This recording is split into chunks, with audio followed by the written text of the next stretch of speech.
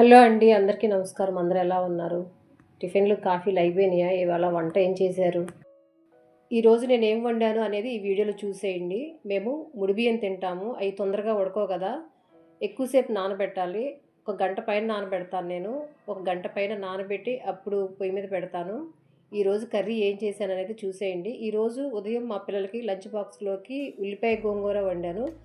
దానికి కాంబినేషన్ కొంచెం ఒక బాయిల్డ్ ఎగ్ ఏసాను. కాంబినేషన్ అని కాదు, మరీ ఉట్టి గోంగూర ఏం తింటారని చెప్పేసి బాయిల్డ్ ఎగ్ ఏసాను. అయితే ఆ గోంగూర చాలా ఉంది. ఇక అందులోకి ఎండు నెత్తాళ్ళేసి గోంగూర కలిపేసి వండుదామని చెప్పి నెత్తాలు తీశాను. ఇవి ఎప్పుడు మా ఇంట్లో స్టోర్ ఉంటాయన్నమాట. ఇవి బయట పేపర్‌లో ర్యాప్ చేసి ఏదైనా ఒక డబ్బాలో పెట్టినా స్మెల్ రావటమా, లేదా చీమలు పట్టటమా, ఏదో ఒకటి పాడవటమా, ఏదో ఒకటి జరుగుతా ఉంటది. అందుకని చెప్పి నేనెప్పుడు ఫ్రిడ్జ్‌లో పెడతాను. ఫ్రిడ్జ్‌లో పెడితే ఒక 2, 3 నెలల వరకు పాడవకుండా ఉంటాయి. ఫ్రెష్‌గా ఉంటాయి. అందుకని ఫ్రిడ్జ్‌లో పెడతాను. ఇవి వండుకోవటం తింటమేమో గానీ, వీటి చాకిరీ మాత్రం చాలా ఉంటది. వలవటం అయిపోయింది. ఇప్పుడు వేడి నీళ్ళల్లో ఏసి కొంచెం సేపు నానబెట్టాలి. అయితే వాయిస్ అప్ అండ్ డౌన్స్ వస్తుందని అంటున్నారు. మేముండేది 3 రోడ్ల కార్నర్ దగ్గర. వెహికల్స్ ఎప్పుడు తిరుగుతానే ఉంటాయి. మార్నింగ్ 6 నుంచి నైట్ 11 వరకు. కొంచెం గూడా గ్యాప్ ఉండదనమాట. ఎప్పుడు వెళ్తూ వస్తా ఉంటాయి సౌండ్లు, హార్న్స్. ఏదన్నా వీడియో చేద్దామన్నా గూడా హార్న్స్ అని పడితే బాగోదు గదా! అయి మళ్ళీ కట్ చేసి, మళ్ళీ వాయిస్ ఓవర్ ఇవ్వటం వల్ల వాయిస్ అప్ అండ్ డౌన్స్ వస్తుంది. ఈ నెత్తాళ్ళు పావుగంట నానిన తర్వాత వేడి నీళ్ళలో శుభ్రంగా 4, 5 సార్లు కడుక్కోవాలి. ఎందుకంటే వీటిలో ఇసుకుంటది. శుభ్రంగా కడక్కపోతే కర్రీ చేసినప్పుడు ఇసుక తగులుతది. తర్వాత మిగిలిన బాక్స్ ఉంది కదా! అవి తీసి ఫ్రిడ్జ్‌లో పెట్టాను. స్మెల్ వస్తాయని వీటిని తినటానికి చాలామంది ఇష్టపడరు గానీ, ఫంక్షన్‌లో గూడా ఈ కర్రీస్ ఏస్తున్నారు. ఇది ఒక కామన్ డిష్ అయిపోయింది ఫంక్షన్‌లలో ఈ మధ్య. అయితే ఒకళ్ళు మా పిల్లలు చూపించమని అడిగారు. టైం వచ్చినప్పుడు తప్పకుండా చూపిస్తాను. కరోనా టైంలో మేము ఇంట్లోనే ఉండేవాళ్ళం తలుపులేసుకొని. అప్పుడు ఎవరు బయటికి రావడానికి లేదు గదా! టైం పాస్‌కి క్యారమ్స్, చెస్ ఇట్లా ఆడుతూ ఉండేవాళ్ళం. లేదా ఆన్‌లైన్ గేమ్స్, లేదా కొత్తగా వంటలు ఏదైనా ట్రై చేయటం అలా చేసేదాన్ని. మనం గూడా చేద్దామని చెప్పేసి మా పిల్లలు సరదాగా స్టార్ట్ చేశారు. వాళ్ళ ఏజ్ గూడా అప్పుడు చాలా చిన్నది. వాళ్ళకి ఎలా వీడియో తీయాలో తెలిసేది గాదు. నాకు ఎలా ఎడిటింగ్ చేయాలో నాకు తెలిసేది గాదు. అలా వచ్చి రాని వీడియోలు తీస్తా ఉన్నాము. కొన్నాళ్ళ తర్వాత ఆపేద్దాం అనుకున్నాము. ఆ తర్వాత నా దగ్గర ఫోన్ పాడైంది. ఇంకా కొన్నాళ్ళకేమో ఫోన్ వచ్చిన తర్వాత నాకు హెల్త్ ఇష్యూస్ వచ్చినాయి. అట్లా ఆపేశాను. ఇప్పుడు అందరూ ఏలో స్టార్ట్ చేసావు కదా! చెయ్యి, కంటిన్యూ చెయ్యి, ఏమైంది బానే ఉన్నాయి అని చెప్పేసి సపోర్ట్ చేశారు.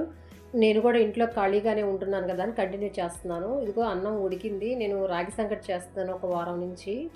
రాగి సంకటి అప్పుడప్పుడు చేసుకోవటమే గానీ డైలీ తినటం లేదు. కానీ ఈ మధ్య కంటిన్యూ చేద్దాం అనుకుంటున్నాను రాగి సంకటి డైలీ. ఇలా పిండేసిన తర్వాత గంటితో అటు ఇటు స్ప్రెడ్ చేసి మూత పెడితే కింద ఎసరికి పైన ఆవిరికి మొత్తం ఉడుకుతుందనమాట. తర్వాత మనం మొత్తం కలుపుకోవచ్చు గరిటెతో. మా పిల్లలు ఏదో సరదాగా ఒక నెల తీశారు వీడియోలు. ఇంకా తర్వాత వాళ్ళకి ఆన్లైన్ క్లాసులు రావడము, ఆ తర్వాత వాళ్ళు గేమ్స్ ఆడుకోవటము, వాళ్ళు బిజీ అయిపోవటం అలా అయిపోయింది. ఇక తర్వాత నేను ఒక్కదాన్నే కష్టపడాల్సి వచ్చింది. ఇంకెప్పుడు చూసినా నేను తీసుకోవటం, ఎడిటింగ్ చేసుకోవటం, ఇంకా నా లోకంలో నేను ఉండేదాన్ని. వ్యాక్సిన్లు వేయించుకున్నాక నా హెల్త్ బాగా పాడైపోయింది. నా ఒక్కదానికే కాదు, అలా చాలామందికి హెల్త్ ఇష్యూస్ వచ్చినాయి వ్యాక్సిన్స్ వేయించుకున్న తర్వాత. ఆ అన్నం ఉడికి ఈ చేపలు నానేలోపు ఈ ఆనియన్స్, టమాటోస్ కట్ చేసుకుంటాను.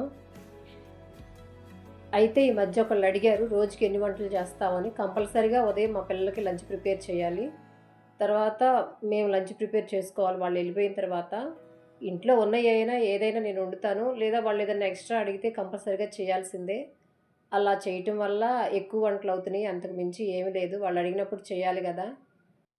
ఇలా వండేటప్పుడు వీడియోలు తీసి ఎడిటింగ్ చేయకుండా, అప్‌లోడ్ చేయకుండా ఉన్న వీడియోలు చాలా ఉన్నాయి. అవి ఎప్పుడు అప్‌లోడ్ చేయాలో, ఎప్పుడు ఎడిటింగ్ చేయాలో అర్థం కావట్లేదు. అలానే ఉండిపోయినియి.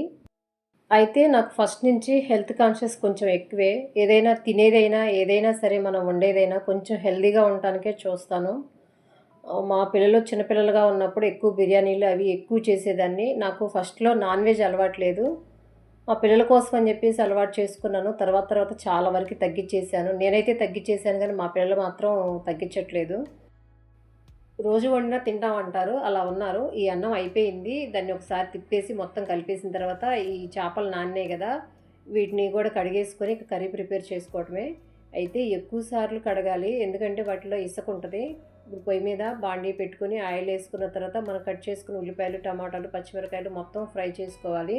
ముందుగా మనం కడుక్కున్న చేపలు వేసుకొని ఫ్రై చేసుకోవాలి. లేకపోతే ఇవి పులుసులో ఉడికేటప్పుడు మొత్తం చిదురు చిదురుగా అయిపోతాయి. చిన్న చేపలు గదా!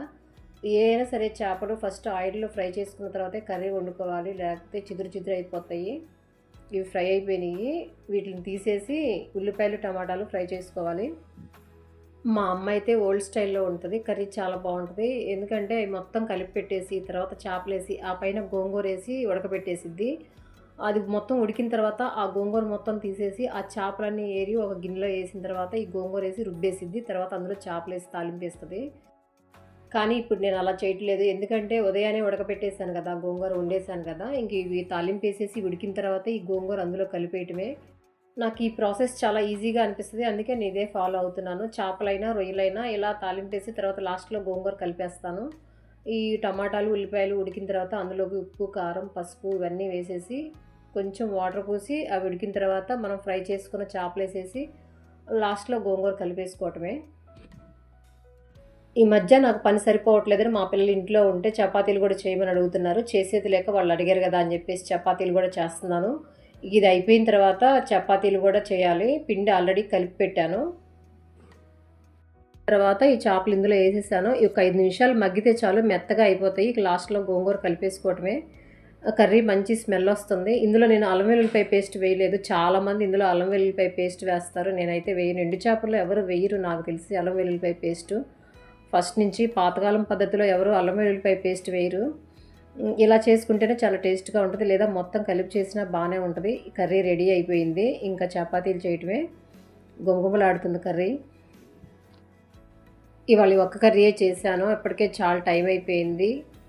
ఇంక ఈ చపాతీలు కూడా చేసేస్తే ఇక నేను లంచ్ చేసేయటమే. మా పిల్లలు ఏదైనా అడిగినప్పుడు నేను చేయకపోతే ఎక్కువ శాతం బయట తెచ్చుకుంటామంటారు. అలా అలవాటు చేయటం ఎందుకని జెప్పేసి వాళ్ళు ఏదడిగినా ఎంత కష్టమైనా చేసి పెడతాను. ఒక్కొక్కసారి బయట తీసుకురావడం తప్పదనుకోండి.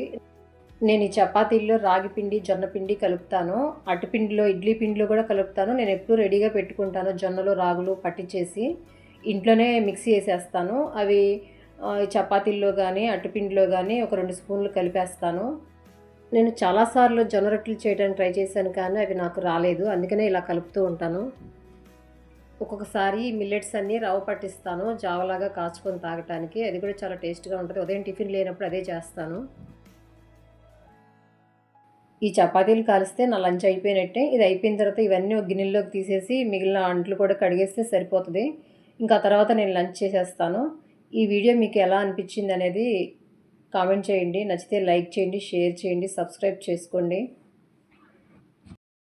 మరిన్ని వీడియోస్ చేయడానికి సపోర్ట్ చేయండి. ఉంటానండి. బాయ్.